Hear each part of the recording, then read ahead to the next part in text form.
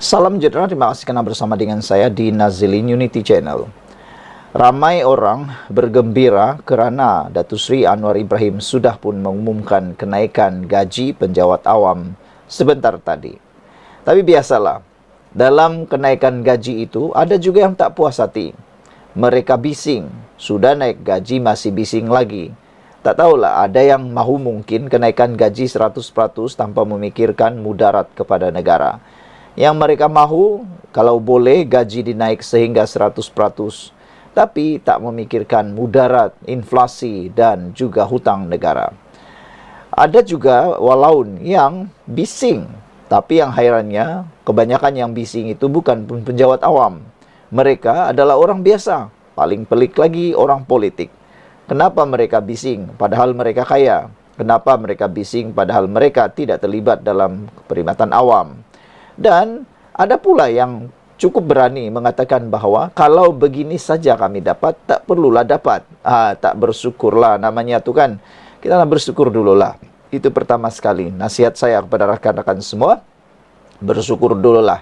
Berapapun yang kita dapat, yang penting ada kenaikan. Daripada tiada, better than nothing lah kan.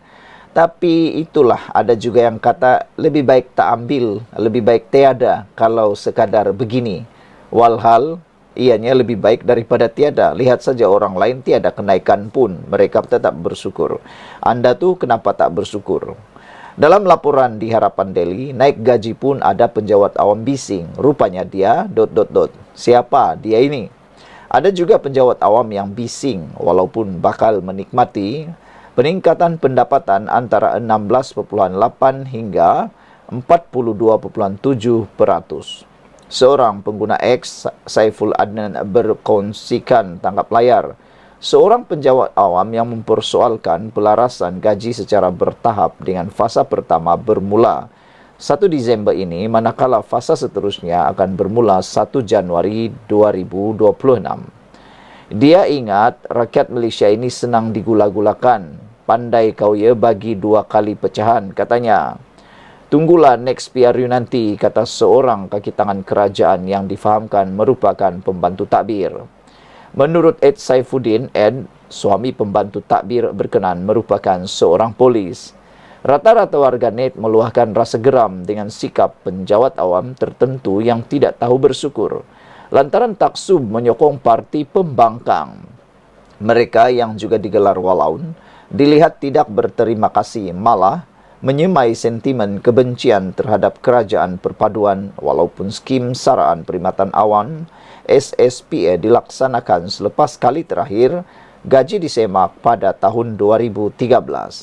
Lain kali beritahu nama siapa, nak tahu juga pangkat apa yang terlebih kecoh dan tak erti tunjuk terima kasih langsung.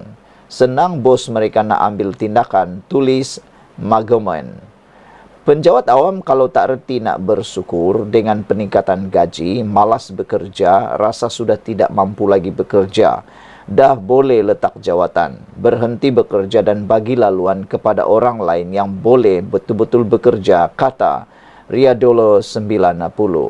Saudara-saudara sekalian, secara umumnya apa yang diumumkan oleh Perdana Menteri Datuk Seri Anwar Ibrahim ialah berita yang baik. Sudah lebih 12 tahun tidak pernah ada penyelarasan. Jadi ini sebenarnya cerita yang sangat baik untuk dinikmati dan disyukuri. Memanglah ianya ada fasa 1 dan fasa 2. Ada sebabnya kerajaan membuat itu. Bukan hanya politik. Berhentilah berpikir hanya daripada soal politik semata-mata. Ianya mungkin melihat kepada kemampuan kerajaan ini untuk membayar. Jangan sampai gaji meningkat tapi negara tergadai. Lebih baik pelan-pelan, yang penting ada. Sekurang-kurangnya adalah kita tunggu nanti 2026 lagi. Jadi belajarlah bersyukur. Bagi mereka yang rasa tak bersyukur tu, tulis sajalah surat tak nak terima gaji kerana sikit saja dinaikkan. Kan tu lebih senang. Ini tidak. Cuba tanya yang kamu sokong tu, kata netizen. Cuba tanya yang kamu sokong, parti yang kamu taksub tu, pernahkah naik gaji anda soal mereka. Kalau tak pernah, bagus diam, terima saja dan bersyukur.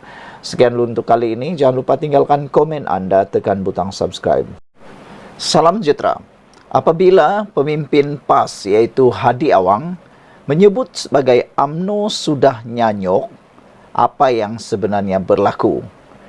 Apa yang dikatakan oleh Hadi Awang ini mendapat perhatian daripada ramai pihak. Ada yang ketawa, kata mereka, Hadi Awang hati-hati, jangan sampai apa yang kamu kata balik kepada Anda semula. Balik kepada kamu semula dan mungkin akan menjadi lebih besar masalahnya. Hadi Awang kata, PAS menyifatkan UMNO bukan sahaja diterajui individu salah, malah ramai ahlinya tidak mengundi parti itu menjelang PRK Nenggiri. Sehingga ini menimbulkan rasa tidak puas hati terhadap ramai pemimpin termasuk akar umbi UMNO dan juga pemimpin-pemimpin besar UMNO. Mereka kata, Hadi Awang ni tak tahukah bahawa parti PAS lah yang sebenarnya parti nyanyok. Parti itulah yang parti sebenarnya perlu berubah, bukan hanya mengharapkan orang yang berubah. Ini kata mereka, ramai ahli ataupun ramai yang mengatakan, termasuk pemerhati politik kata, selagi PAS tidak berubah kepimpinan, ianya tidak akan berubah. Dan Zahid pun pernah kata, selagi Hadi memimpin PAS, jangan mimpi UMNO akan bekerja sama sekali lagi dengan PAS. Ini menunjukkan bahawa parti PAS sebenarnya sudah kehilangan kepimpinan yang sejati, kata mereka. Hadi Awang menyifatkan UMNO sudah nyanyuk, lalu menyeru ahlinya yang tidak berani keluar parti memilih PN dan pada PRK Nenggiri supaya mengundi PN. Presiden PAS berkata, kini yang tinggal dalam parti dikatakan dihinggapi penyakit tua itu hanya mereka yang ada dalam UMNO namun tidak mengundi. Saudara-saudara sekalian, menurut Hadi lagi, UMNO yang memerintah sudah berada zaman nyanyuk, lantik ikut suka hati orang. Dengan sebab itulah banyak kalangan orang UMNO yang meninggalkan UMNO, tinggal UMNO atau yang masih dalam UMNO tapi tak undi UMNO lagi, katanya. Tapi ada pemimpin UMNO kata, yang sebenarnya nyanyuk ni ialah parti PAS, sila cermin diri sendiri, kata mereka. Ada juga merujuk, mereka kata, PAS perlu diremajakan semula. Ini menunjukkan bahawa PAS juga sebenarnya mempunyai pemimpin-pemimpin yang gagal dan juga bersifat nyanyuk, kata beberapa orang pemimpin daripada UMNO. Hari ini Nur Jazlan berkata, pemimpin UMNO pemimpin PAS Hadi Awang perlu berundur sebagai Presiden PAS untuk memberi peluang kepada orang muda untuk menentukan halat tuju parti. Seorang pemimpin UMNO meminta Hadi Awang memberikan atau mencerminkan diri sendiri. Beli cermin besar-besar, lihat diri sendiri. Selepas Presiden PAS itu mendakwa, UMNO sudah nyanyuk kerana melantik pemimpin secara suka hati. Ahli Majlis Kerja Tertinggi MKT UMNO Nur Jazlan Mohamed berkata, Hadi perlu berundur bagi memberi laluan kepada muka baharu memimpin, menentukan halat tuju parti itu. Kata beliau, siapa yang sudah tua dan nyanyuk sebenarnya, cermin muka dan undur diri untuk beri peluang kepada orang muda yang profesional dan bagus kesihatan untuk mengetuai PAS, katanya kepada FMT. Pengundi di Malaysia sekarang, majoriti orang muda yang mahukan pemimpin yang mempunyai masa depan untuk membela nasib mereka, bukannya orang yang hanya penuh retorik, katanya.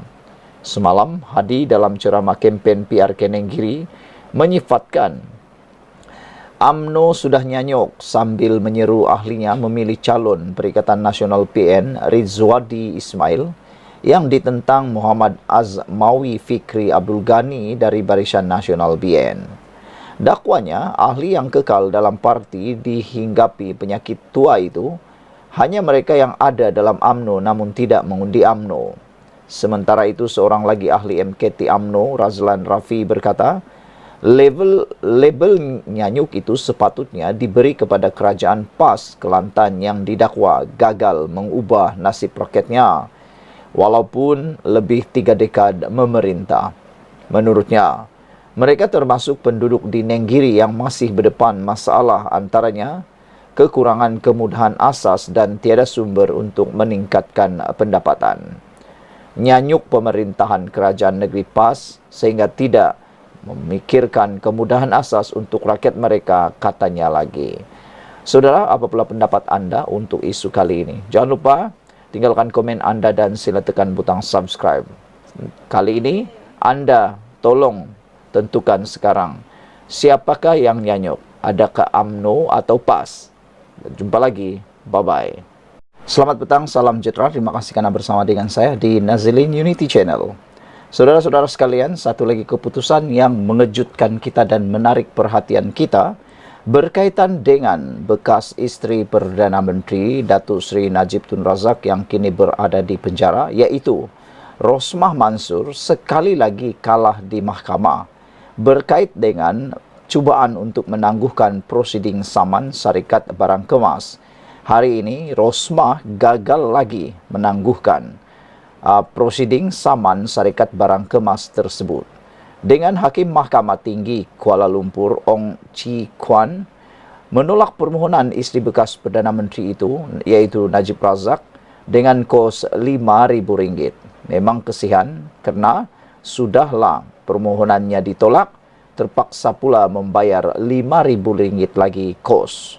Saudara-saudara sekalian, Mahkamah Tinggi hari ini menolak permohonan Rosmah Mansur menangguhkan prosiding saman difailkan terhadapnya oleh Syarikat Barang Kemas Lubnan Global Royalty Trading SCL berhubung kehilangan lebih 40 barang kemas. Peguamnya Rajivan Nambiar berkata, Hakim Ong Chi Kwan menolak permohonan Rosmah dengan kos RM5,000. Katanya, permohonan yang difailkan pada 7 Jun lepas itu adalah untuk menangguhkan prosiding saman sementara menunggu keputusan rayuan Rosmah di Mahkamah Rayuan terhadap keputusan Mahkamah Tinggi yang menolak permohonannya untuk memasukkan kerajaan dan polis sebagai pihak ketiga dalam kes itu. Alasannya adalah sekiranya prosiding di hadapan Mahkamah Tinggi diteruskan, ia tidak sepatutnya menjejaskan prosiding pihak ketiga sekiranya Rosmah berjaya dalam rayuan itu, katanya. Mahkamah hari ini berkata, sekiranya Rosmah berjaya dalam rayuannya, Mahkamah akan memberi arahan baharu mengenai prosiding antara Rosmah dan pihak ketiga. Sehubungan itu, Mahkamah tidak membenarkan permohonan penangguhan. Rajivan berkata, saman itu ditetapkan untuk perbicaraan pada 2 hingga 6 Jun tahun depan. Global Royalty memfailkan saman itu pada 29 Mei tahun lepas, mendakwa Rosmah berbohong dengan mengatakan bahawa 44 barang kemas termasuk rantai berlian, gelang dan tiara yang dihantar kepadanya oleh ejen syarikat disita oleh pihak berkuasa Malaysia bawah Akta Pencegahan Pengubahan Wang Haram, Pencegahan Pembiayaan Keganasan dan Hasil daripada Aktiviti Haram 2001. Global Royalty juga mendakwa isteri bekas Perdana Menteri Najib Razak itu mengalihkan beban kepada kerajaan Malaysia, sedangkan barang kemas itu sebenarnya telah pun hilang.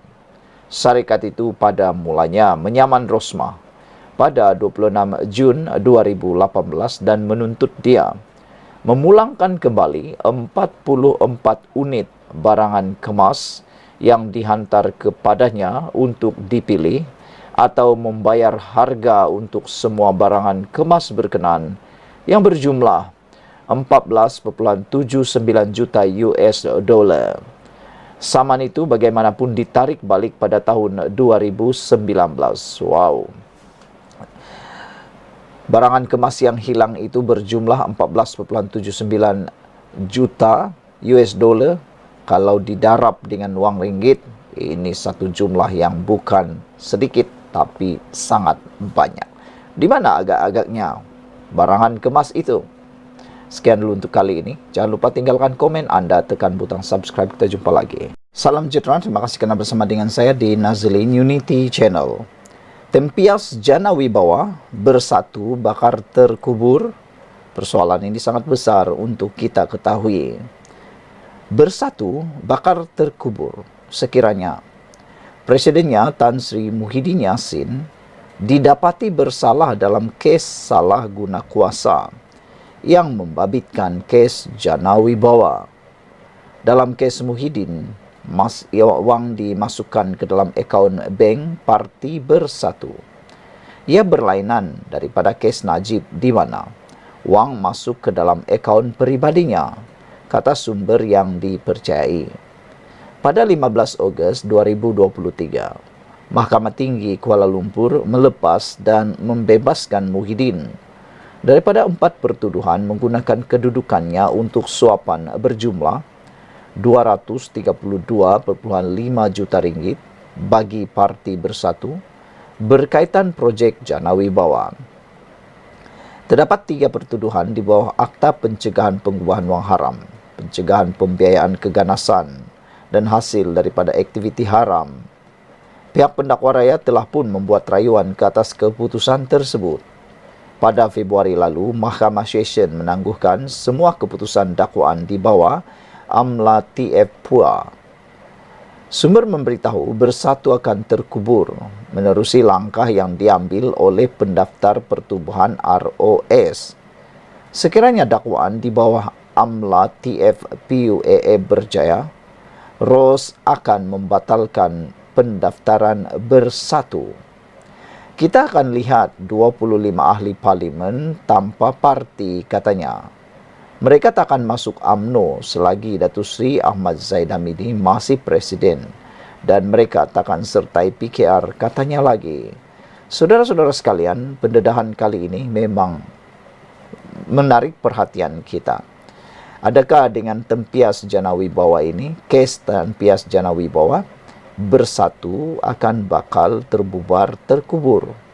Bukan kerana Muhyiddin saja semata-mata, tetapi kalau terbukti ada uang yang haram masuk dalam Parti Bersatu, maksudnya ROS boleh mengambil tindakan terhadap parti itu dengan cara mungkin akan mengharamkan atau membubarkan parti tersebut kerana mengguna dan menyalahguna dan menyalurkan dana yang haram ke dalam akaun Parti Bersatu. Berbeza dengan Najib Tun Razak, kes beliau itu uang dimasukkan dalam akaun peribadi. Jadi, masalahnya hanya seorang menanggungnya, iaitu Najib Tun Razak. Beliau kalah dalam kes SRC dan kini dipenjarakan. Beliau tanggung sendiri. Tapi untuk kes Jana Wibawa, kalau betul terbukti bahawa ada wang yang dimasukkan dalam akaun Parti Bersatu secara haram, maka ini akan membawa satu perkara besar, masalah besar kepada Parti Bersatu, iaitu adakah Parti ROS ataupun bukan Parti ROS, ROS akan membatalkan atau mengharamkan kelulusan Parti Bersatu. Kerana menurut sumber, Bersatu akan terkubur menerusi langkah yang akan diambil oleh pendaftar pertubuhan ROS sekiranya kes Jana Wibawa kalah dan Muhyiddin terpaksa dipenjarakan. Sekiranya dakwaan ini di bawah AMLFTF Puan ini berjaya, ROS akan membatalkan pendaftaran Bersatu. Maka pada waktu itu kita akan melihat ada 25 ahli parlimen tanpa parti. Mereka tak akan masuk UMNO dan mereka juga tak akan masuk parti PKR. Jadi, kemana perginya 25 ahli parlimen tanpa parti ini kalau benar ROS akan membatalkan pendaftaran Bersatu? Sekian untuk kali ini. Jangan lupa tinggalkan komen Anda.